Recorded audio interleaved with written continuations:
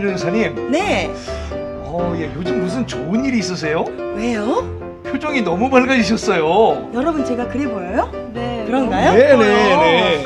맞습니다. 제가 요즘 은혜를 너무 많이 받아서 그런가 봐요. 네, 사실 그동안 아무리 나는 죽고 예수로 사는 삶을 살고 싶어도 여러분도 아시지만 그게 그렇게 뜻대로 되지 않잖아요. 안 되죠. 네. 그런데 이순희 목사님을 만나서 꾸준히 예배를 드리다 보니 진짜 나는 죽고 예수로 사는 삶이 무엇인지를 깨닫게 되더라고요. 정말 그런 것 같아요. 네, 진리를 알지니 진리가 너희를 자유케 하리라. 아멘. 아멘. 나는 아멘 아멘 그런 말씀처럼 제 영이 참 자유함을 얻고 나니까 이렇게 행복해져요. 정말 그런 것 같아요. 부럽죠? 네. 부러워요. 너무 부러워요. 여러분, 영혼육이 모두 다 변화돼서 저처럼 행복해지고 싶으시죠? 네. 바로 그 비밀을 알려드리겠습니다. 영성혁명의 전초기진 LA 백송교회에서 이순희 목사님이 인도하시는 제12차 성령 컨퍼런스 영성혁명을 통해 시온의 대로를 만들어 형통의 축복을 받자라는 제목으로 은혜의 축제가 현재 펼쳐지고 있습니다. 정말 기대가 됩니다. 벌써 시작이 됐어요. 1월 16일부터 2월 3일까지 월요일부터 토요일 매일 저녁 7시 30분에 예배가 있는데요. 네. 변화의 현장, 기적의 현장, 치유의 현장에 많이들 오셔서 어서 오세요. 2018년도 하나님이 부어주시는 놀라운 축복을 누리시기 바랍니다. 아멘. 아멘. 아멘. 저도 개인적으로 네, 매번 있는 성령 컨퍼런스마다 많은 은혜를 받고 있습니다. 네, 많은 분들 초대합니다. 네. 그런데 참 이곳은 정말로 지금 은혜의 단비에 푹 젖어 있는 것 같아요. 네, 그렇죠. 그렇죠, 여러분들? 네, 맞아요. 혹시 한국에서는 반가운 소식이 없나요? 있지요. 물론 있습니다. 2018년도 백송교회와 영혼의 샘 세계 선교센터에서 가족치유부흥회와 가족치유부흥회. 네, 성령 컨퍼런스 그리고 다니엘 기도회가 있습니다. 차유미 전도사님, 네. 가족치유부흥회 어떻게 진행되죠? 네, 가족치유 부흥회는요 2월 12일 월요일 저녁부터 2월 16일 금요일 저녁까지 진행되는데요. 네, 저녁 예배는 저녁 7시 30분, 낮 예배는 오전 11시에 진행됩니다. 네. 네. 그리고 53차 성령 컨퍼런스가 2월 19일 월요일 저녁 7시 30분부터 2월 24일 토요일 오전 11시 예배까지 진행됩니다. 와. 참 그리고 정말 중요한 집회가 있어요. 뭐예요? 그래요? 궁금하다. 나라사랑 국민운동본부에서 주최하는 구국기도 대성회 와. 우리 이순희 목사님께서 초빙되셨거든요. 와. 그게 아, 언젠데요? 3월 1일 목요일 저녁 8시 30분에 541 기도원 대성전에서 집회가 열립니다. 3일짜리네요. 그러게요. 와. 와, 더 의미 있다. 그죠? 참 유미 전도사님, 저 그 보령 백송수양관 사진으로 봤는데 너무 아름답더라고요. 너무 설명 좀 해주세요. 아름답죠. 거기서는 봤어요. 무슨 좋은 집회가 없나요? 너무 멋있죠? 네. 당연히 보령 백송 영성 수양관에서 집회가 있죠. 3월 5일 월요일 저녁부터 3월 8일 목요일 저녁까지 영적 대가성 치유 부흥회가 열립니다. 와. 앞으로도 계속해서 우리 보령 백송 수양관에서 수많은 집회가 이뤄질 것입니다. 그렇군요. 너무 기대돼요. 기대돼요. 네. 한편 5월 21일부터요. 네. 6월 10일까지 하루 3번. 몇 하루 번? 3번. 세 와. 3번씩 제3차 다니엘 기도회가 충남 보령에 있는 백송 백성 수양관. 수양관에서 와. 펼쳐집니다. 특별히 첫날 저녁 7시 30분부터 시작해서 다음날 새벽 5시 30분 그리고 오전 11시 저녁 7시 30분 계속 이어서 하루에 3번씩 예배를 드리는 제3차 다니엘 기도회가 펼쳐지게 될 것입니다. 기대가 되지요? 너무 기대돼요. 지난해에 이곳 LA에서도 8명이나 다니엘 맞아요, 참석했었잖아요. 저도 진짜 갔었잖아요. 완전히 은혜의 도가니였어요. 이번에도 또 가려고요. 참, 그럼 다른 예배는 없나요? 다른 예배 당연히 있죠. 네. 백성교회와 백성수양관 영혼의 샘 세계선교센터에서는 1년 365일 매일 예배가 돌아갑니다. 1년 놀라우시죠? 365일. 맞아요. 평일 저녁 예배는 우리 이순희 목사님께서 직접 인도하시고요. 낮 예배는 여러 훌륭한 부교육자님들께서 예배를 계속 인도해 주실 것입니다. 그렇군요. 언제나 뜨거운 예배가 계속적으로 진행된답니다. 그럼 이런 예배를 통해서는 어떤 일들이 펼쳐지나요? 살아계신 하나님 역사하시는 그런 것이에요. 네. 우울증이나 각종 질병들이 싹 고쳐집니다. 수학? 저를 보세요. 우울증과 공황장애가 싹 사라졌어요. 이야, 대박. 제가 여기 오기 전에는 이랬던 몸이 보세요. 너무 이쁘지 않아요? 네, 멋있어요. 너무 멋있어요. 너무 멋있다. 네, 저 무려 15kg가 빠졌어요. 15kg? 와. 와, 믿어지지 않네. 네. 그래서 저는 죽고 예수님으로 사는 삶으로 변화돼서 하나님의 능력 있는 군사로 변화되는 기적이 일어납니다. 와, 멋지다. 그렇죠? 네. 영혼의 생수가 넘쳐 흐르는 곳, 방황하는 영혼들의 샘터, 영혼의 샘 세계 선교센터로 여러분들을 초대합니다. 성령의 능력으로 권능을 받아 소나무처럼 푸르고 백합화처럼 순결한 저와 여러분이 되기를 소원합니다. 예루살렘과 온 유대와 사마리아와 땅끝까지 이르러 주님의 증인 됩시다. 아멘. 대박이군. 대박이야. 백성교회 오신 분들 대박이야. 내면이 강건한 자의 특권이라는 제목으로 로마서 8장 33절로 39절 말씀 함께 보겠습니다. 누가 능히 하나님께서 택하신 자들을 고발하리요 의롭다 하시니는 하나님이시니 누가 정죄하리요 죽으실 뿐 아니라 다시 살아나시는 그리스도 예수시니 그는 하나님 우편에 계신 자요 우리를 위해 간구하시는 자시니라. 누가 우리를 그리스도의 사랑에서 끊으리요 환난이나 곤고나 박해나 기근이나 적신이나 위험이나 칼이랴. 기록된 바 우리가 종일 주를 위하여 죽임을 당하게 되며 도살당할 양같이 여김을 받았나이다 한것 같으니라. 그러나 이 모든 일에 우리를 사랑하신 이로 말미암아 우리가 넉넉히 이기느니라. 내가 확신하노니 사망이나 생명이나 천사들이나 권세자들이나 현재일이나 장래일이나 능력이나 높음이나 깊음이나 다른 어떤 피조물이라도 우리를 우리 주 그리스도 예수 안에 있는 하나님의 사랑에서 끊을 수 없느니라. 할렐루야. 내면이 강건한 자의 특권은 뭐냐? 바로 여유입니다. 여유. 오늘날은 너도 나도 할 것 없이 다 조급하게 살아갑니다. 여유가 없어요. 마음에. 나는 오늘 시간에 여러분 모두가 다 마음의 여유를 누리길 원합니다. 기적의 주인공이 되기를 원합니다. 내가 조급하게 생각하고 조급하게 움직인다고 해서 되는 거 아무것도 없어요. 마음을 느긋하게 먹고 마음의 여유를 가지고 생각할 때 모든 일이 다 순조롭게 풀립니다. 조급하면 생각했던 거 알았던 것도 다 잊어버려버려요. 시험 볼 때도 두려운 마음 조급한 마음을 가지고 있으면 그동안에 열심히 외웠던 거 순간에 다 까먹어버려요. 근데 마음을 넉넉하게 여유롭게 잡고 있으면 옛날에 들었던 것까지도 다 여기서 생각을 해냅니다. 마음의 평안이 여러분에게 있어지길 원합니다. 마음의 여유가 여러분에게 있어지길 원합니다. 현대인의 중요한 특징 중 하나가 뭡니까? 바로 불안이라고 할 수 있죠. 불안. 급변하는 시대 가운데 많은 사람들이 불안함을 느끼며 살아갑니다. 그래서 사람들은 아주 작고 아무것도 아닌 그런 일에도 쉽게 염려, 걱정, 근심하고 조급해하며 힘들어합니다. 그러나 하나님을 진정으로 믿고 하나님께 붙들린 인생은 결코 조급하지 않습니다. 복잡하지도 않습니다. 조급함과 믿음은 완전히 반대되는 개념입니다. 따라서 여유라는 것은 오직 믿음의 사람만이 누릴 수 있는 특권입니다. 할렐루야. 주께서는 심지가 견고한 자를 평강하고 평강하도록 지켜주신다 그랬어요. 루터는 종교개혁을 일으킬 때 종교적인 수많은 논쟁을 벌이며 핍박을 견뎌야 했죠. 늘 목숨의 위협을 받았습니다. 그러나 항상 그 생사의 긴장 속에서도 마음의 여유를 잃어버리지 않았어요. 왜냐하면 그의 내면은 성령과 말씀으로 인해서 강건해졌기 때문에. 그 당시 필립 멜랑크톤은 마틴 루터에게 이번 주말에는 모여서 하나님의 섭리에 있어서 그리스도의 역할이 무엇인지 우리가 토론을 벌입시다 라는 편지를 보냈습니다.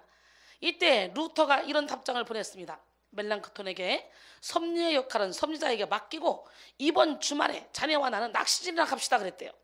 그러자 멜랑크톤이 깜짝 놀라면서 아니 지금 이 위험한 마당에 당신은 어떻게 그런 여유를 가질 수 있습니까? 라고 물었습니다. 마틴 루터는 메모지로 답변을 해왔는데 이것은 주님이 내게 주신 여유일 뿐입니다. 할렐루야. 종교개혁을 일으키며 재판을 하던 중에 너무너무 고통스럽고 힘든 그 상황에 논의하자, 이 대책회의를 하자, 필요 없다, 낚시질이나 가자, 이런 여유를 갖고 있었다는 거예요. 왜? 이것은 주님이 내게 주신 여유일 뿐입니다. 그리고 그 밑에는 이 말씀을 덧붙여 보냈다고 합니다. 십자가를 이기신 예수 그리스도와 함께라면, 그분이 진정으로 우리 삶의 주인이 되신다면 우리는 참으로 위대한 여유와 안식 속에 가장 행복한 인생을 살아가게 될 것입니다. 할렐루야. 예수님의 공생의 사역 모습을 가만히 생각해 보면요, 쉼없이 영혼들을 위해서 일하셨지만 그 어떤 저급함과 서두름도 없다는 것을 우리가 알 수 있죠. 예를 들어 죽은 나사로를 살리러 가실 때 일부러 지체하는 모습을 보죠. 음행 중에 잡힌 여자를 대하는 예수님의 그 모습을 보세요. 굉장히 여유로운 모습을 가지고 그냥 쓰잖아요. 너희 중에 죄 없는 자가 돌로 쳐라. 다들 놀래서 양심에 찔려서 돌멩이를 던지고 하나씩 하나씩 다 없어졌어. 그때 여유롭게 고개를 들고 물어봅니다. 야, 너를 지금 정죄하던 자들 어디 갔냐? 다 없네요.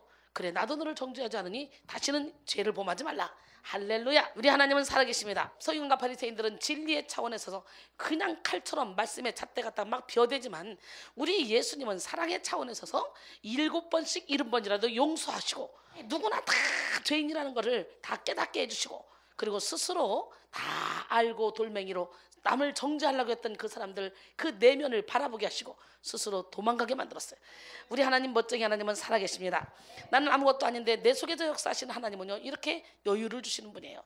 항상 저는 여유롭게 살기 때문에 머리가 복잡하면요 뭐 하나 끼어 들어갈 수가 없죠. 그러나 머리가 헐렁헐렁하잖아요.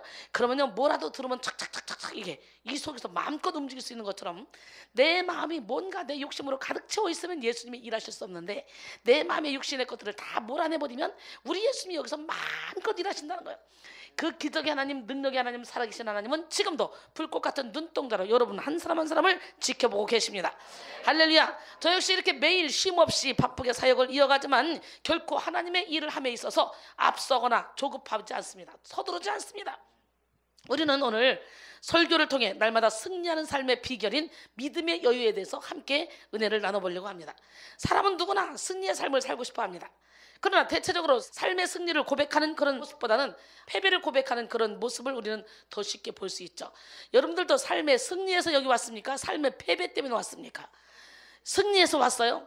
대부분의 삶이 잘 형통하게 잘 풀린다 그러면 기도 안 쳐. 하나님 안 찾죠. 가지고 있는 돈으로, 가지고 있는 뭐 여유로, 시간으로 마음껏 육신의 정욕, 안목의 정욕, 이생의 자랑을 채우기에 급급하죠. 그래서 하나님은 우리에게 고난을 허락하시고 고난을 통해 하나님을 만나게 하시고 하나님을 만나고 나니까 이제 예수 안에서 여유, 남들이 알 수 없고 줄 수 없고 느낄 수 없는 여유, 가진 것이 없어도 행복해, 아는 것이 없어도 행복해, 무식해도 나는 유식한 것 같아. 여호와를 경외함이 지식의 근본, 지혜의 근본이기 때문에 주님 안에서 나는 뭐든지 할 수 있다는 자존감이 높아지죠. 그렇기 때문에 오늘 이 시간에 여러분이 예수 앞에 있다, 예수님과 함께 한다, 이거 하나만으로도 이 라면을, 신라면만 맨날 끓여 먹지 말고 예수와 함께 라면만 신나게 끓여 먹으면 아무것도 없는 자 같으나 모든 것을 다 가진 자처럼 여유롭게 많은 사람에게 빛의 사명을 감당하며 살아갈 수 있게 될 줄 믿습니다. 아멘. 주와 함께라면 가난해도 좋아, 참된 부요함이 내 맘에 가득하니까 때로는 나 유혹하려고 세상 바람 휘몰아쳐 와도 나는 결코 잊을 수 없어. 자비로운 주의 음성을, 주와 함께라면 병들어도 좋아, 참된 강건함이 내 맘에 가득하니까 진짜 때로는 날 넘어뜨리려 거친 파도 휘몰아쳐 와도 나는 결코 놓을 수 없어. 따사로운 주의 손길을 내 맘 아시는 주, 항상 계셔. 약한 내 영혼에 위로와 능력 주시네. 가난해도 병이 들어도 시련의 밤 어둡고 깊어도 나는 결코 떠날 수 없어. 아름다운 주의 나라를, 주의 나라를.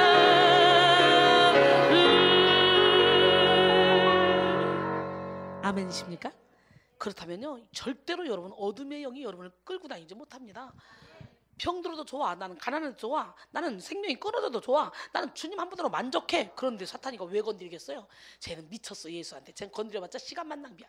차라리 잘난 척 팍팍하면서 살짝만 건드리면 넘어지는 저런 애들 건드리러 가야지. 얘는 요지부동이야. 주께서는 심지가 견고한 자를 평강하고 평강하도록 지킨다 그랬잖아.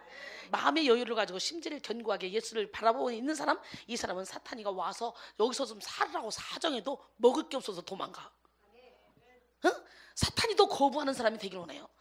사탄이가 딱 보는 순간, 아, 얘 잘 건드리면 이간질 잘하지. 그지? 얘는 부정적인 얘기도 엄청 잘하지. 입만 벌리면 부정적인 얘기하지. 그래, 내가 얘 혀 밑에 독사에 독을 넣어놨거든. 언제든지 내가 얘를 써먹어야지. 그렇기 때문에 여러분 겉으로 살짝 볼 때 사람들이 좋다, 착하다 이렇게 본다고 여러분의 마음을 다 주지 마. 뒤통수 그냥 옹방지게 맞아. 그렇기 때문에 우리는 한 치 앞도 못 보는 연약한 인간들이기에 성령의 인도함을 받아 영분별을 하시고, 그리고 누가 아무리 털어도 흠집이 나오지 않도록 좀 상큼하게, 깔끔하게, 깨끗하게, 아름답게 열매 맺는 삶을 살기를 원합니다. 계적의 하나님은 살아계십니다. 우리는 오늘 설교를 통해 날마다 승리하는 비결인 믿음의 여유에 대해서 이제 함께 알아보려고 하는데, 너도 나도 할 것 없이 다 승리하는 삶을 살기를 원하죠. 여러분 어떠세요? 여러분들도 승리하기를 원하잖아요. 내면이 강건한 사람만이 승리할 수 있어요. 내면이 강건한 사람, 내면의 힘을 우리는 뭐라고 표현하냐? 여유로 표현하죠. 예, 건강한 내면 세계를 소유하면요, 아무리 밖에서 흔들려도 안 넘어져요. 나무가 깊이 땅속 깊이 뿌리를 내리면요, 아무리 비바람이 몰아쳐도요, 꺾어지면 꺾어지지 뽑히지 않습니다. 뿌리가 뽑히지만 않으면 꺾어져도 다시 나오게 돼 있어요. 믿으십니까? 그러니까 사탄이가 아무리 흔들려도 의인처럼 7번 넘어질지라도 다시 일어난대요. 왜? 하나님이 일으키시기 때문에. 내면이 강건한 자의 특권, 여유. 나는 여러분이 여유로운 삶을 살기를 원합니다. 오늘날은 전화해봐요. 바쁘죠? 그러면 너도 나도 할 것 없이 다 바쁘다 그래요. 안 바쁘다 그러면 무능한 사람 같고 할 일 없는 사람 같고 괜히 자존심 상하고. 근데 여러분, 나는 여러분 모두가 다 여유로웠으면 좋겠어. 우리가 어디에 바빠야 돼? 기도하느라 바빠, 찬양하느라 바빠, 예배드리느라 바빠, 전도하느라 바빠, 영혼 살리느라 바빠. 우리는 그쪽으로만 바빠야 돼. 먹고 사는 거는 누구나 할 것 없이 다 밥새끼 먹고 살게 돼 있어. 그러니까 거기에 너무 시간 물질 노력을 투자하지 말고 저 영원한 천국에 여러분의 집을 짓는 일에 생명을 거셔. 이게 내면이 강건한 자의 특권입니다. 이 땅에서는 내가 거지 나사로처럼 보일지라도 저 천국에 기름 준비한 사람은 죽음이 두렵지 않습니다. 당당합니다. 안병 가도 전혀 눈 하나 깜짝 안 합니다. 왜? 아주 빨리 일부러 목숨을 끊으면 그건 살인이잖아. 근데 빨리 이 험한 세상 빨리 떠나 천국 가서 주님 품에 안기고 싶은데 주님이 빨리 오라네. 이런 징조를 알고 모든 걸 합력하여 선을 이루는 하나님 앞에 오히려 감사하게 됩니다. 그러니까 사망도 우리를 쏠 수가 없어요. 사망아, 너희 쏘는 것이 뭐냐? 너희 승리가 뭐냐? 네가 쏘는 것은 죄요, 죄의 권능은 율법이라 그랬는데, 율법의 완성이신 주님이 내 안에 계신데 인생 신바람 나게 살다가 그냥 가는 거예요. 지금 오라면 지금 가고 내일 오라면 내일 가고 1년 있다 오라면 1년 있다 가고. 근데 문제는 뭐예요? 사망이 두렵잖아. 왜 두려워? 믿음이 없어서. 왜 두려워? 기름 줌이 못해서. 왜 두려워? 이 세상이 좋아서. 맞아 안 맞아? 그러니까 사단이가 그거 가지고 노는 거죠. 그래서 사단이가 우리를 유혹하는 게 뭐냐면 세상입니다. 세상. 육신의 정욕, 안목의 정욕, 이생의 자랑을 쫓아가게 만들고, 그리고 야, 죽음이 두렵잖아? 죽음이 두렵잖아? 죽음이 두렵잖아? 그래서 조금이라도 오래 살려고 그저 좋은 거 먹고 쉬고, 남들은 뭐 몇 시부터 몇 시까지는 자야 모든 기관이 돌아가고 세포가 어떻고 뭐 피부가 어떻고 그런데 나는 매일 날 새고 사는데도 피부가 이렇게 좋아? 의학이 필요 없다니까? 하나님 안에 푹 들어가 있는 사람은 의학이 필요 없어요. 예수님이 의사시니까. 할렐루야. 오늘 본문의 사도 바울은 그야말로 엄청난 핍박과 환난 속에 너무도 심각한 외부적 환경 때문에 고통스러웠던 그런 사람이죠. 그런데 그가 자신의 상황에 대해서 뭐라고 고백하냐. 오늘 본문이죠. 36절에 기록된 바 우리가 종일 주를 위하여 죽임을 당하며 도살당할 양같이 여김을 받았나이다. 함과 같으니라. 여러분 생각해봐. 주를 위해서래 도살당할 양같이 여김을 받았다. 사도 바울은 종일 주님을 위해 복음을 증거하다가 여김을 받았다 그러죠. 그의 내면이 얼마나 강건한지 우리가 여기서 37절에서 알 수가 있어요. 그러나 이 모든 일에 우리를 사랑하시는 이로 말미암아 우리가 넉넉히 이기느니라. 우리가 어떻게 이겨?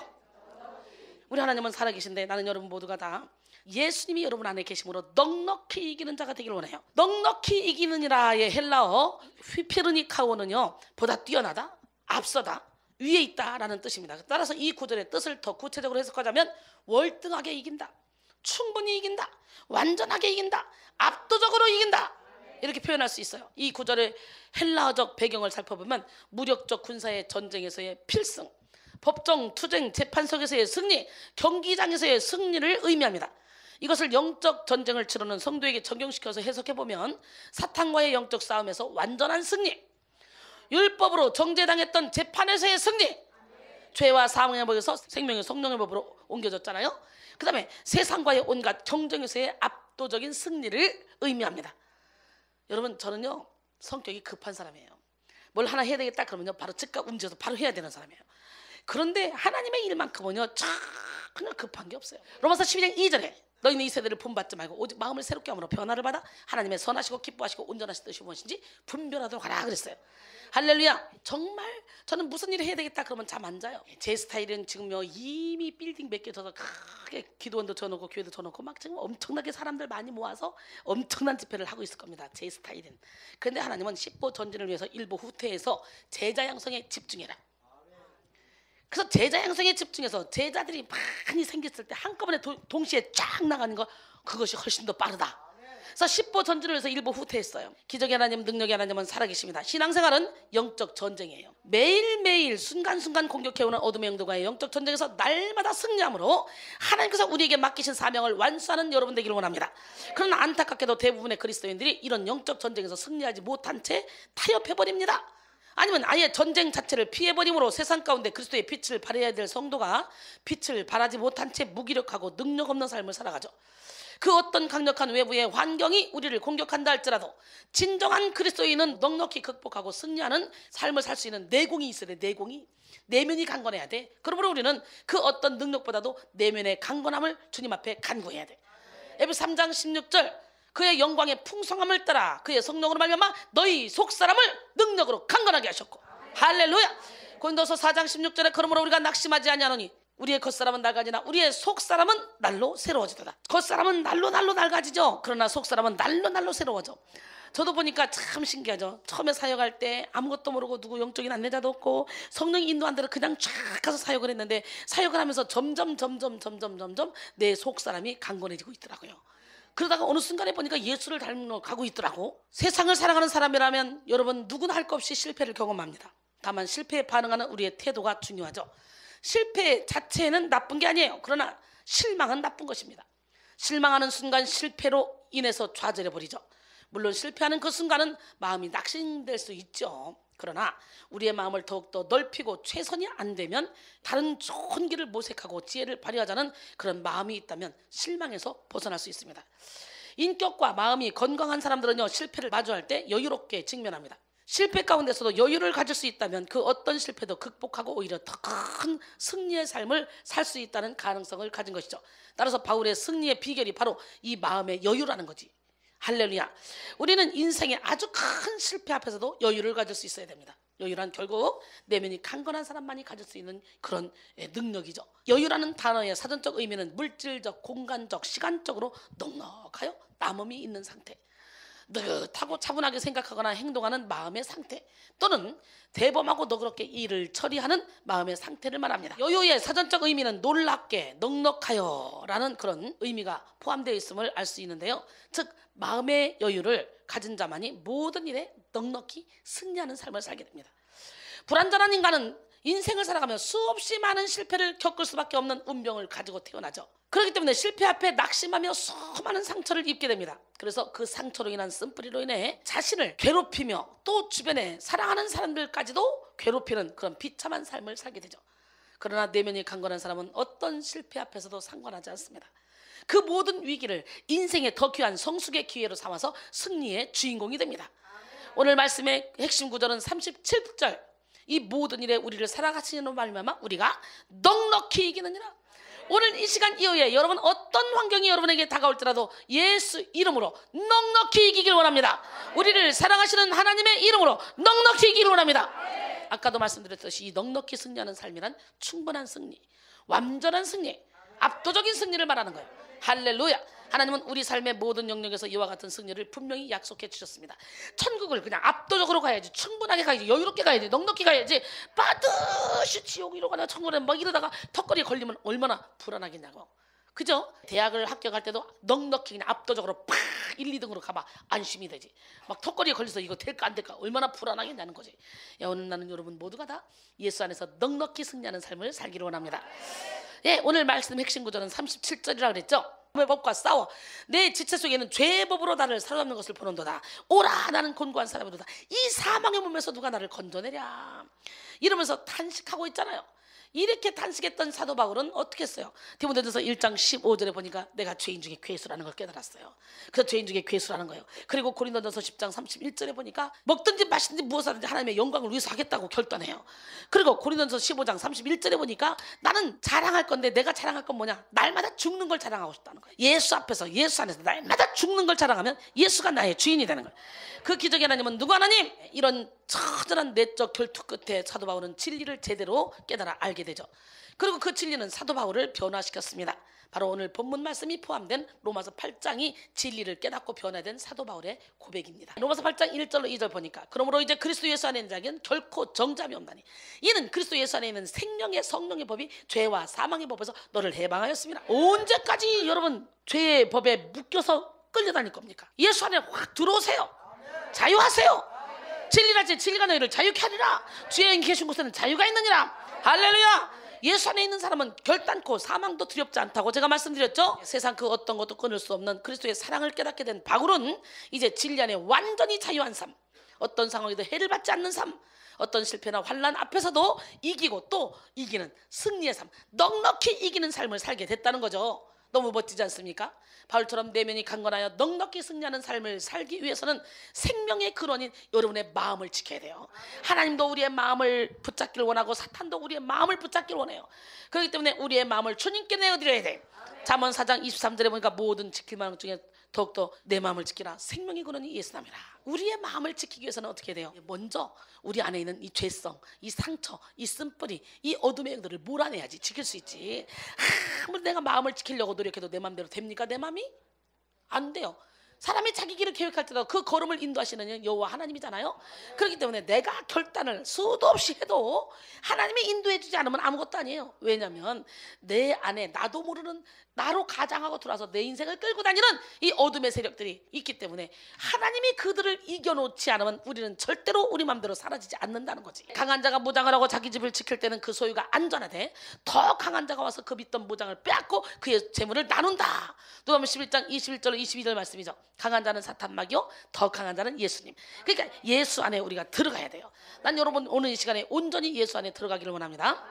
수족 인디언의 구전 기도문이 있습니다. 바람 속에 당신의 목소리가 있고 당신의 숨결이 세상 만물에게 생명을 줍니다. 나는 당신의 많은 자식들 가운데 작고 힘없는 아이입니다. 내게 당신의 힘과 지혜를 주소서. 나로 하여금 아름다움 안에서 걷게 하시고 내 두 눈이 오래도록 석양을 바라볼 수 있게 하소서.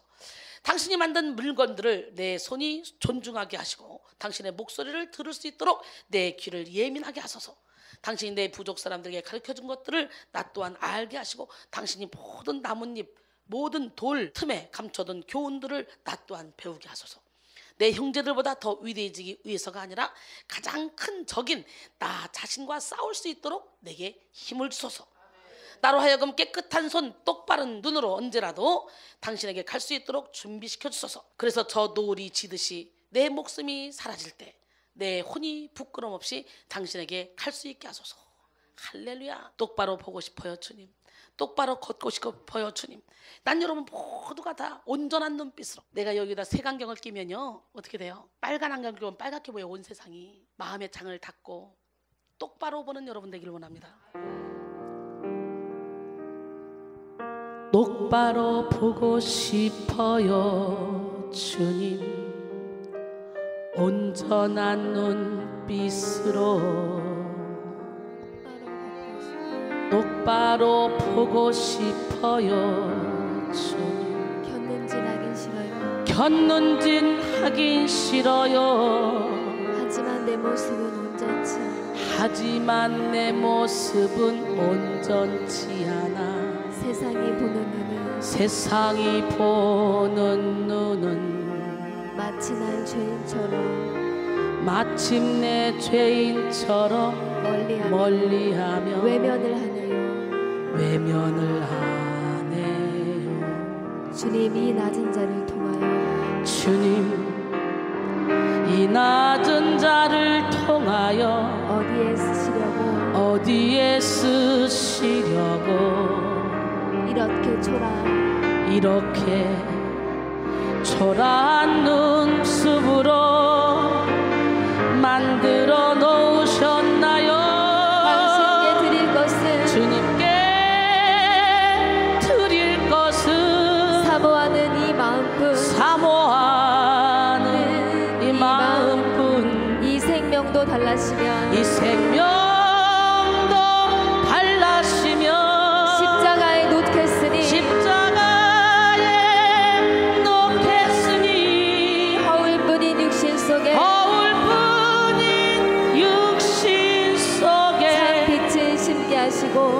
참빛을 심게 하시고 가식뿐인 세상 속에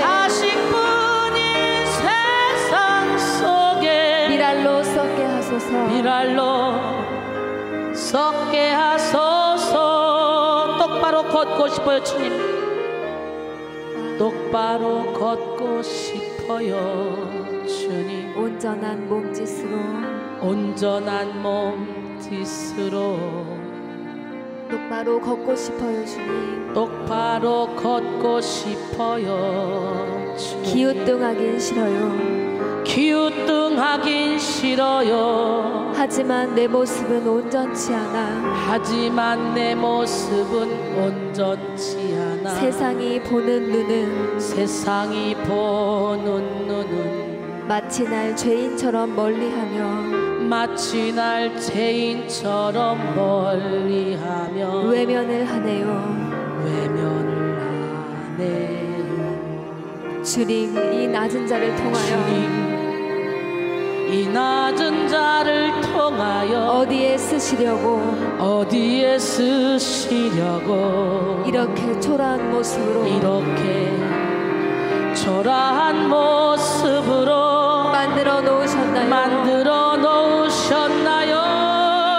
당신께 드릴 것은 사모하는 이 마음뿐 이 생명도 달라시며 십자가에 놓겠으니 허울뿐인 육신 속에 참빛을 심게 하시고 가식뿐인 세상 속에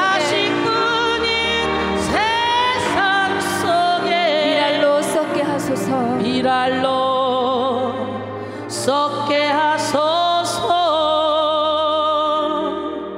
아멘. 난 여러분 모두가 다 깨끗한 손, 똑바른 눈, 똑바른 발로 똑바로 걷고 길이 아닌 곳은 가지 않기를 원합니다. 시편 1편 1절 시작.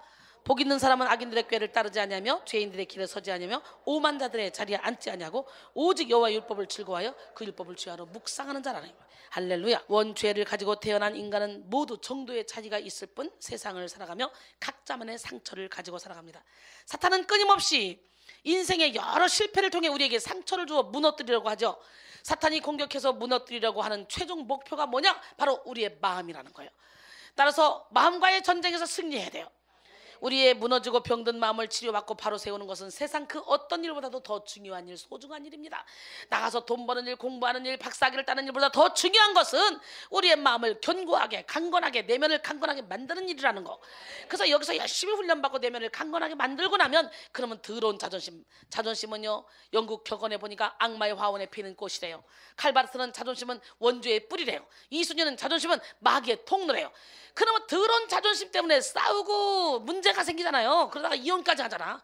여기서는 자존심 내려놓는 방법, 이건 사탄이 가져오는 거기 때문에 하나씩 둘씩 깨지는 방법을 배우기 때문에 여기 와서 은혜를 받으면요, 항상 누가 아무리 흔들어도 해 안 받습니다. 진리 안의 자유 가운데 살게 됩니다. 할렐루야. 그렇기 때문에 예수님은 항상 인간의 근본적인 문제를 드러내시고 죄를 깨닫게 해주셔서 우리가 회개하게 만드시죠. 나는 그 주님 앞에 여러분의 죄를 적나라하게 회개하시기 바랍니다. 내려놓길 바랍니다. 그리고 깨닫지 못하는 게 있습니까? 따라합니다. 하나님이여, 나를 살피사 내 마음을 아시며 나를 시험하사 내 뜻을 아옵소서. 내게 무슨 악한 행위가 있나 보시고 나를 영원한 길로 인도하소서.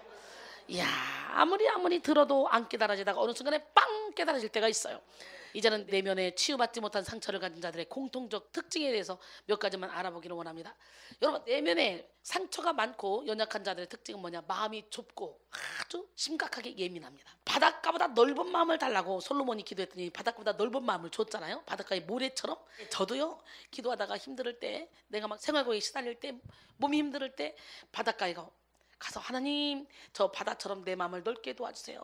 그래서요, 저 바다는 거기다가 폐수를 끼얹어도, 깨진 유리 조각을 던져도, 돌멩이를 던져도, 어떤 쓰레기를 던져도 한번 출렁하고, 언제 그랬냐 유유하게 흐르잖아요. 저런 바다 같은 마음을 써요. 아, 그렇게 기도를 시키대 하나님이. 내가 뭐 주의 종이 된다는 꿈에도 생각 안 했는데 막 기도할 때, 그러더니 세상에 어느 순간에 내가 바다 같은 마음이 돼서 안 품어지는 사람이 없어. 다 품어져. 그러니까 진리 안에 자유 가운데 거하는 거지. 예수님은 모든 사람을 다 품었잖아. 자기를 십자가에 못 박혀 죽인 자까지 품었잖아. 그러니까 자유한 거지. 죄는 안 돼, 죄는 안 돼, 죄는 안 돼. 그런 사람이 어떻게 자유하냐? 그 사람 보면 열받지 마? 그래 안 그래? 그렇기 때문에 나는 죽고 예수로 사는 여러분이 되길 원해요. 남에게 싫은 소리를 듣고 자신이 지는 것에 대해 견디지 못합니다.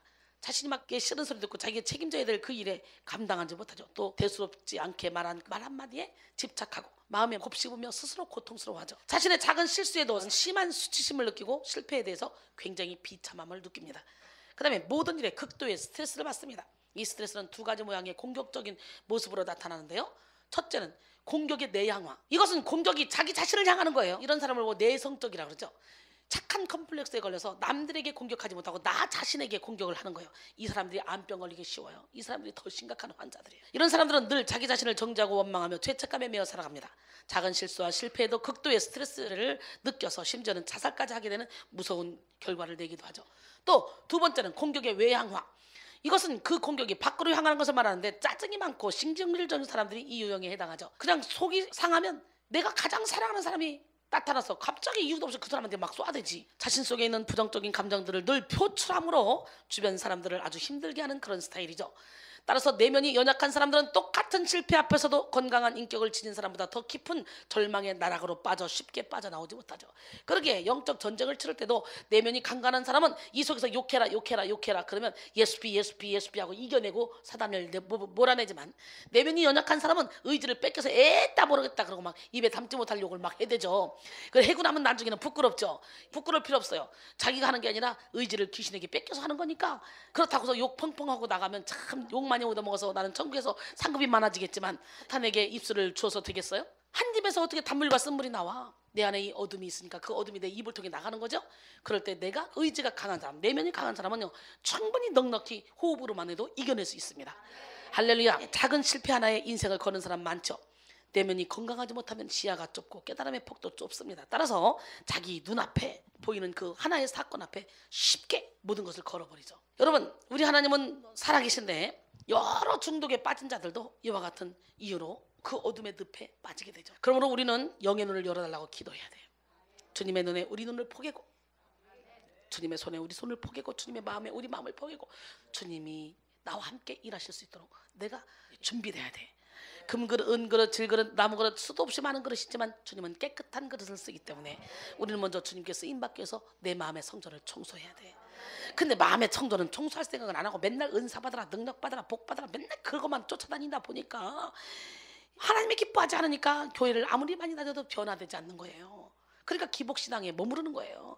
먼저 마음가짐을 찢어서 먼저 피운 다음에 채워야지. 이렇게 물이 가득 타면 여기다 아무리 생수를 넣어도, 먹물 넣어봐, 여기다 먹물. 아니면 생수 넣어봐. 생수 넣어도 똑같이 노란물 되는 거예요. 비워야 돼, 깨끗이. 아멘. 너무나 사랑했던 연인에게 이별의 통보를 받은 사람이 스스로 목숨을 끊어버린 그런 안타까운 소식 우리가 참 많이 듣죠. 근데 여러분, 사실 이들이 이토록 하나의 실패 앞에서 인생을 망쳐버리는 이유가 뭡니까? 그들의 내면이 강건하지 못하기 때문이죠. 그들은 그 사건 하나에 자기의 인생을 전부 걸어버립니다. 내가 지금 받은 그 축복이 얼마나 많고 내가 얼마나 많은 사람에게 사랑을 받고 있고 이건 생각 안 합니다. 저 사람이 날 버렸어. 그 사람 하나에 내 인생을 다 걸어버리는 거예요.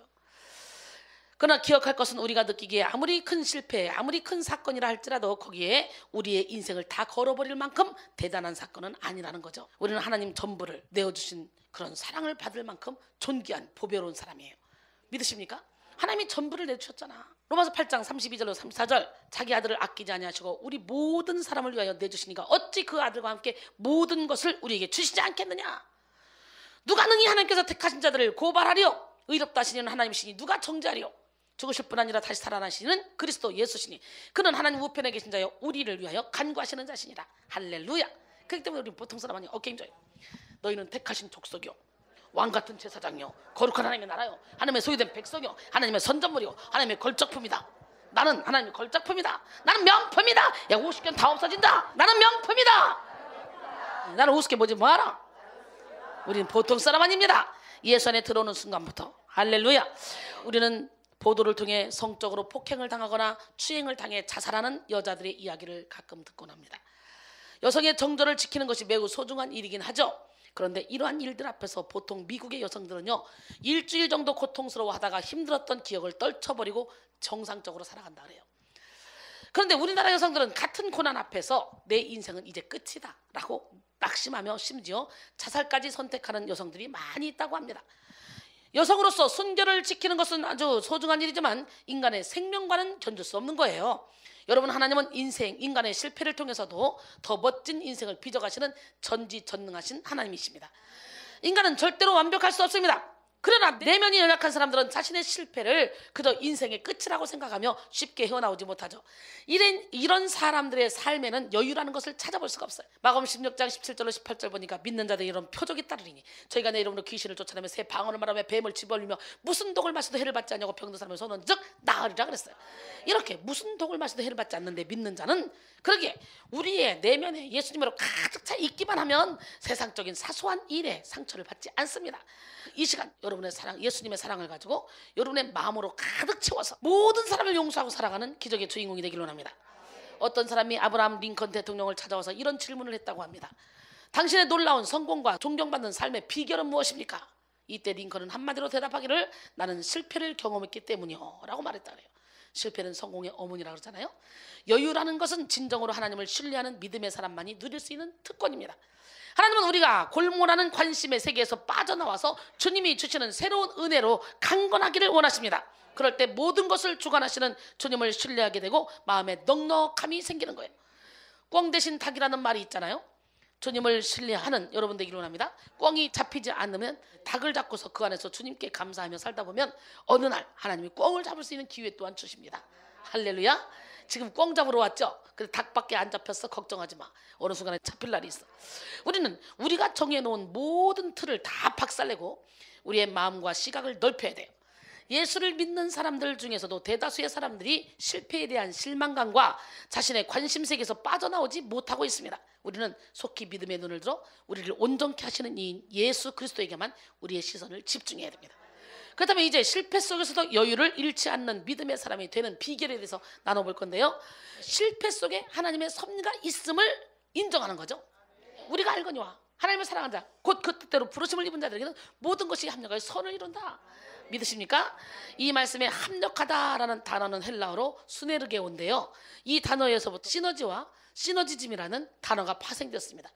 시너지즘이란 두 개 혹은 그 이상의 행동이 결합하여 개개의 효과를 합한 것보다 훨씬 더 큰 효과를 갖게 되는 그런 것을 의미하죠. 이순이가 혼자, 차유미가 혼자 하는 것보다 동시에 함께 했을 때 더 큰 시너지 효과를 일으킨다, 그런 얘기예요. 따라서 우리는 이것을 통해 인생을 살아가면서 겪는 수많은 일들을 통하여 합력하여 상상하지 못할 놀라운 인생으로 우리 인생을 새롭게 빚으시는 하나님의 섭리를 깨달아야 돼. 심지어 우리가 느끼기에 최악의 실패라고 생각되어지는 그 모든 고난의 순간들까지도 하나님은 합력해서 더 멋진 작품 인생으로 우리를 빚으십니다. 이처럼 여유를 가지고 실패를 바라보면 실패의 원인을 깨닫게 되고 자신의 문제를 직면할 수 있는 은혜가 임합니다.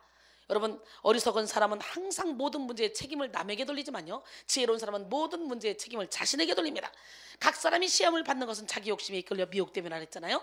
누가 거기 부딪혀 싸워? 이게 부딪히니까 싸우는 거야? 이렇게 가면 절대로 싸울 수 없어. 나만 변화되면 절대로 싸울 수 없어요. 우리는 혈과 육의 싸움을 싸우는 게 아니에요. 공중권세 잡은 악한 영들과 싸워야 돼요. 환경 배후의 역사하고 사람 배후의 역사는 그 악한 영들과 싸워야 돼요. 할렐루야. 그러기에 지혜로운 사람에게는 항상 삶의 성장이 있고 승리가 따라옵니다. 실패 속에서도 여유를 가지고 나 자신의 문제를 깨닫고 고치는 지혜로운 여러분 모두가 되기를 바랍니다. 그 다음에 현재의 실패를 하나님이 허락하신 잠깐의 실패로 받아들이는 거예요. 내가 예수 안에만 있다 그러면 실패 속에 하나님의 섭리가 있음을 인정해라. 두 번째, 하나님이 허락하신 잠깐의 실패로 받아들여라, 그 얘기예요. 베드로전서 1장 6절로 7절. 그러므로 너희가 이제 여러 가지 시험으로 말미암아 잠깐 근심하게 되지 않을 수 없었으나 오히려 크게 기뻐하도다. 너희 믿음의 확실함은 불로 연단하여도 없어질 금보다 더 귀하여 예수 그리스도께서 나타나실 때의 칭찬과 영광과 존귀를 얻게 할 것이니라. 할렐루야. 시편 30편 5절에 보니까 그의 노염은 잠깐이요 그의 은총은 평생이로다. 저녁에는 울음이 깃들일지라도 아침에는 기쁨이 오리로다. 오늘 이 시간에 여러분이 영적인 아침을 맞이하길 원합니다. 영적인 저녁으로 왔다면 이 시간에 영적인 아침을 맞이하는 기적의 주인공이 되길 원합니다. 믿음의 눈을 뜨고 마음의 여유를 가진 사람은 눈앞에 보이는 현실 배후에 하나님이 허락하신 미래의 축복을 볼 수 있는 눈을 가지고 있습니다. 따라서 현재의 실패가 아무리 크다 할지라도 믿음의 눈으로 바라보기에 잠깐의 실패로 받아들이며 그 실패를 통해 말씀하시는 하나님의 음성을 듣기에 힘쓰게 되죠. 우리가 잘못해서 겪는 실패든 혹은 억울하게 당하는 실패든 그 모든 실패를 믿음으로 받아들이고 주님 앞에 나갔을 때 그 결과는 모두가 다 아름다워집니다. 결국 그 모든 실패를 허락하신 하나님의 속마음은 우리를 너무나 사랑하시는 마음이기 때문에 실패를 허락해서라도 우리를 주님께로 인도하고자 하는 그 하나님. 그래서 고린도서 1장 8절로 9절 보니까 사도 바울이 고백하죠. 형제들아, 우리가 아시아에서 당한 환난을 너희가 모르기를 원하지 아니하노니 힘에 겹도록 심한 고난을 당하여 살 소망까지 끊어지고 우리는 마치 우리 자신이 사형 선고를 받은 줄 알았으니 이는 우리로 자기를 의지하지 말고 오직 죽은 자를 다시 살리시는 하나님만 의지하게 하십니다. 할렐루야. 기적의 하나님은 누구 하나님? 여러분, 그렇기 때문에 오늘 나는 여러분 모두가 다 실패 가운데 있다 할지라도 그것조차도 하나님이 나를 훈련시키는 방법이다 라는 걸 깨닫고 감사하시기 바랍니다. 결국 모든 실패를 허락하신 하나님의 속마음은 우리를 너무너무 사랑하기 때문에, 아멘, 우리를 징계하시는 거예요. 우리를 사랑하시는 하나님이 무지한, 부족한, 깨닫지 못하는 우리에게 깨달음을 주기 위해서 잠깐 고난을 허락하시는 거라는 거지. 하나님은 우리에게 고난을 허락하시지만 그 고난에는 분명한 하나님의 뜻이 담겨 있습니다. 그러니 고난 가운데 있을 때 분주하게 여러분의 힘으로 뭔가 해결해 보려고 하지 말고 묵상하고 기도해 보셔. 마음의 여유를 가지셔. 할렐루야. 그러면 하나님이 고난의 의미를 깨닫게 해주십니다. 더 값진 인생을 살게 되죠. 그 다음에 실패 속에서 잃은 것보다 얻을 것에 주목하라는 거죠. 고린도후서 4장 18절에 보니까 우리가 주목하는 것은 보이는 것이 아니요 보이지 않는 것이니 보이는 것은 잠깐이요 보이지 않는 것은 영원함이라 그랬어요. 히브리서 12장 7절 8절까지 보니까 너희가 참으면 징계를 받기 위함이라. 하나님이 아들과 같이 너희를 대우하시나니 어찌 아버지가 징계하지 않는 아들이 있으리요. 징계는 다 받는 것이거늘 너희에게 없으면 사생자의 친아들이 아니니라. 그래놓고 11절에 보니까 무릇 징계가 당시에는 즐거워 보이지 않고 슬퍼 보이나 후에 그로 말미암아 연단받은 자들은 의와 평강의 열매를 맺는다 그랬어요.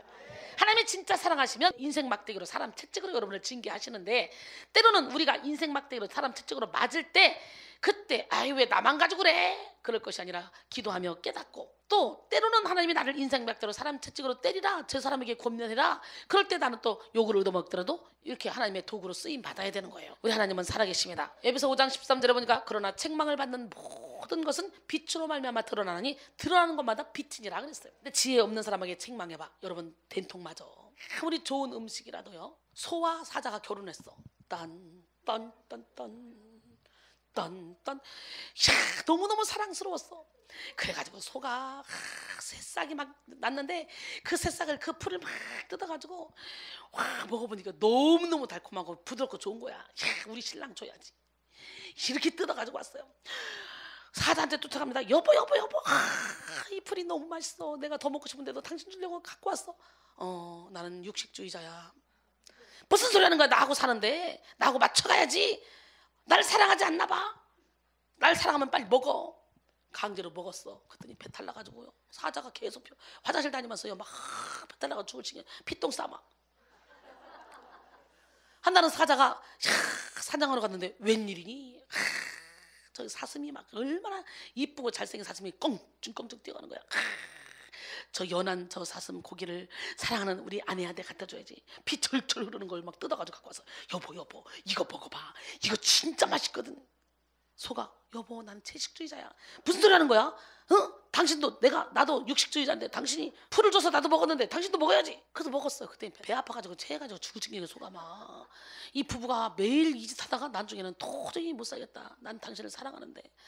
그래가지고 결국은 헤어졌다 하잖아. 여러분, 영적으로 좀 눈을 뜬 사람은 대화를 해도 너는 이게 잘못된 거고 이게 잘못된 거 이게 잘못된 거야 해도 그걸 알아듣는데요, 영적으로 못 뜬 사람은 맞는 말을 갖다 줘도 그 사람은 시험 들어요. 그래서요 분별할 줄 알아야 돼. 틀린 말이 아니라 맞는 말을 해줘도 그 사람은 못 먹는단 말이야. 우리가 인생에서 잃은 것이 있다면 반드시 얻을 것도 있음을 기억해야 됩니다. 우리를 우리 자신보다도 더 사랑하시는 주님께서 우리 인생에서 무엇인가를 잃게 하실 때는 적어도 그 이상의 것을 주시기 위함이라는 그런 사실을 깨달아야 돼요.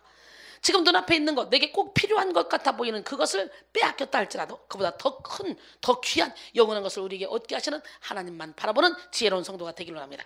그래서 우리는 무조건 다 하나님 말씀대로요 나의 모든 것을 다 내려놔야 돼요. 더 구자해도 더욱 부하게 되는 일이 나니 과도히 아껴도 가난하게 될 뿐이라.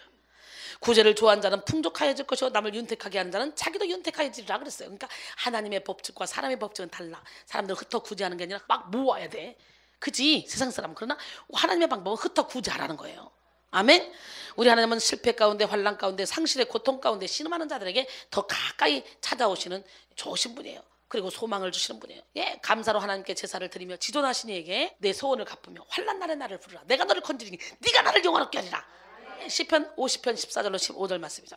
그 다음에 마지막으로 실패의 위기를 깨어짐의 기회로 삼는 거예요. 뭐라고? 사람은요 내가 할 수 있다고 생각할 때는 절대로 안 깨집니다. 거지들도 교만해요. 얼마나 교만한지 몰라요. 요즘에 거지들도 1,000원짜리도 안 받는다며. 정말 기가 막힙니다. 인간 누구나 다 교만해요. 교만하지 않다고 생각하는 사람이 있다면 그 사람이 교만해. 예수님으로 교만을 다 뿌리채 뽑아버립시다.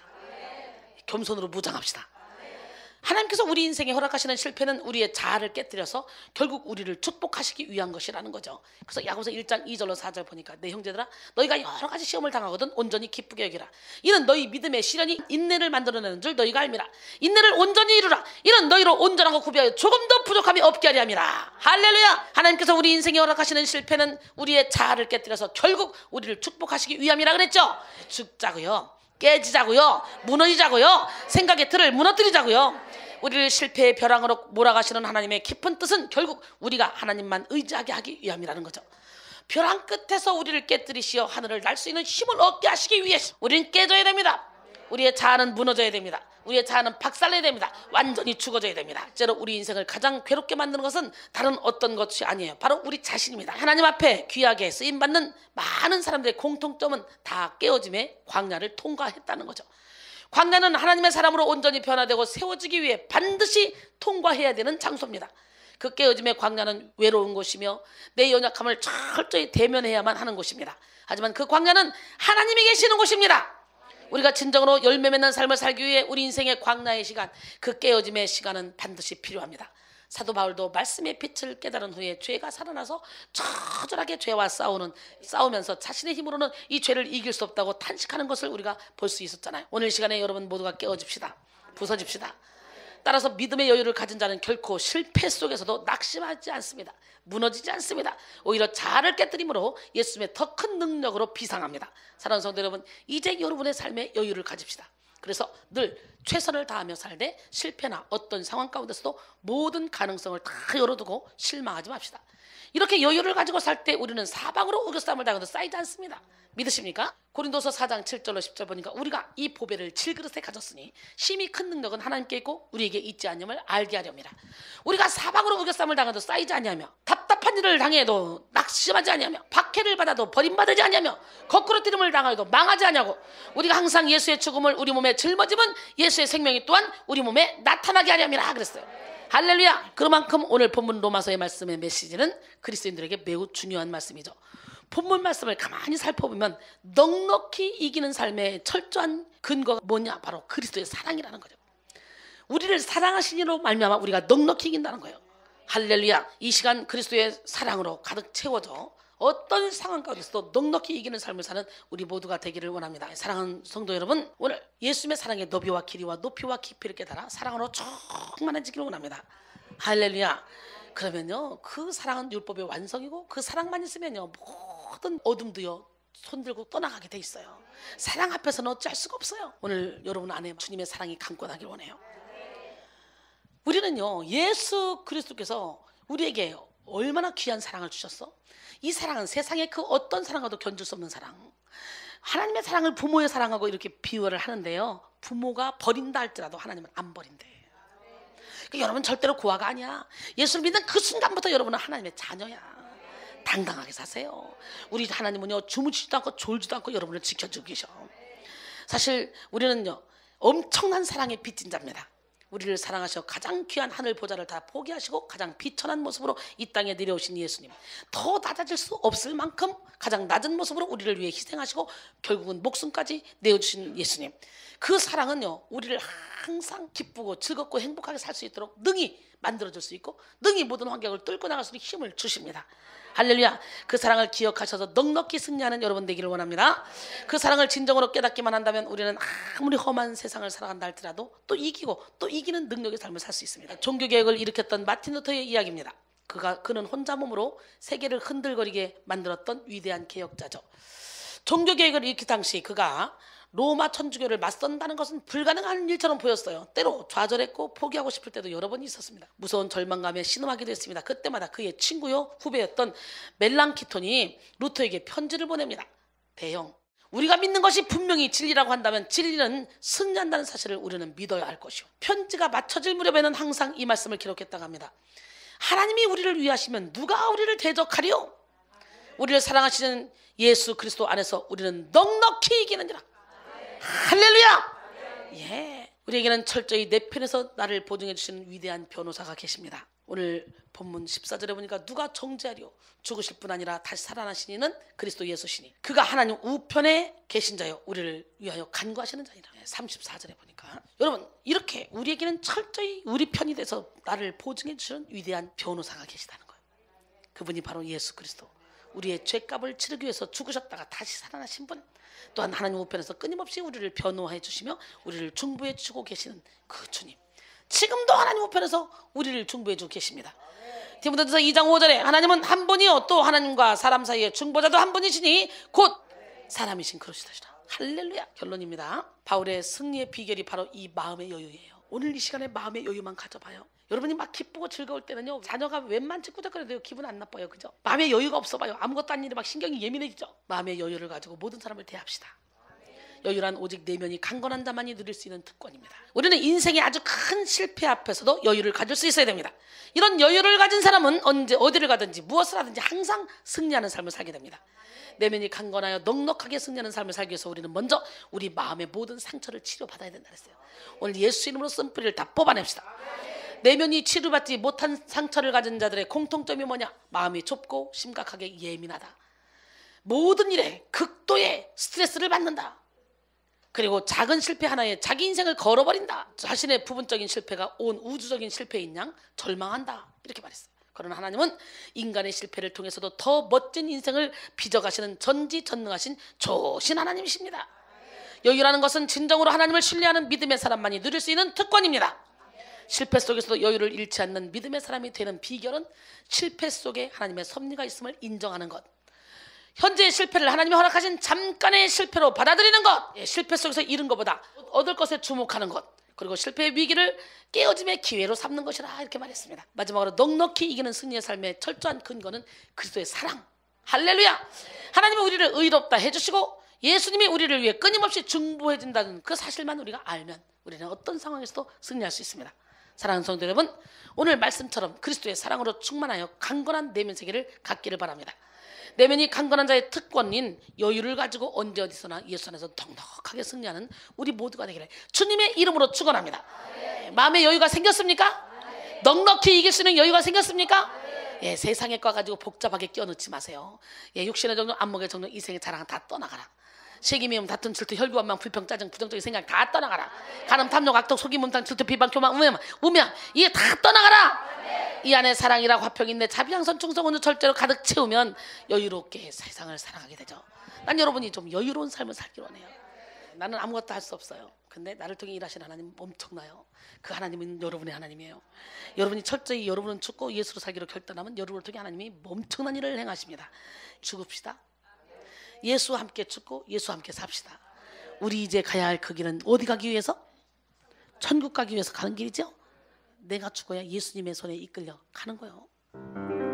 우리 이제 가야 할 그 길은 천국 가기 위하여 가는 길, 나를 위해 죽으신 예수님 때문에 구원받기 위하여 가는 길. 날마다 죽어라, 날마다 죽어라, 죽어라. 나를 위해 죽으신 예수님 때문에 날마다 죽어라, 죽어라. 우리 이제 가야 할 그 길은 은혜 받기 위하여 가는 길, 나를 위해 죽으신 예수님 때문에 십자가에 못 박고 가는 길. 날마다 전하라, 날마다 전하라, 전하라. 나를 구원하신 예수님 때문에 날마다 전하라, 전하라. 우리 이제 가야 할 그 길은 진리를 위하여 가는 길, 나를 위해 죽으신 예수님 때문에 복음을 전하러 가는 길. 날마다 외쳐라, 날마다 외쳐라, 외쳐라.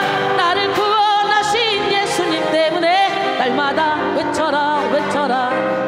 우리 이제 가야 할 그 길은 영혼들을 위하여 가는 길, 나를 위해 죽으신 예수님 때문에 생명을 위하여 가는 길. 나팔을 불어라, 나팔을 불어라, 불어라. 나를 구원하신 예수님 때문에 나팔을 불어라, 불어라. 아멘. 나팔을 불어라, 나팔을 불어라, 불어라. 나를 구원하신 예수님 때문에 나팔을 불어라, 불어라. 날마다 죽어라, 날마다 죽어라, 죽어라. 나를 위해 죽으신 예수님 때문에 날마다 죽어라, 죽어라. 날마다 전하라, 날마다 전하라, 전하라. 나를 구원하신 예수님 때문에 날마다 전하라, 전하라. 날마다 외쳐라, 날마다 외쳐라, 외쳐라. 나를 구원하신 예수님 때문에 날마다 외쳐라, 외쳐라. 아멘. 우리 이제 가야 할 그 길은 천국 가기 위하여 가는 길, 나를 위해 죽으신 예수님 때문에 구원받기 위하여 가는 길. 날마다 죽어라, 날마다 죽어라, 죽어라. 나를 위해 죽으신 예수님 때문에 날마다 죽어라, 죽어라. 우리 이제 가야 할 그 길은 영혼들을 살리러 가는 길, 나를 위해 죽으신 예수님 때문에 생명을 구하러 가는 길. 날마다 외쳐라, 날마다 외쳐라, 외쳐라. 나를 구원하신 예수님 때문에 날마다 외쳐라, 외쳐라. 날마다 전하라, 날마다 전하라, 전하라.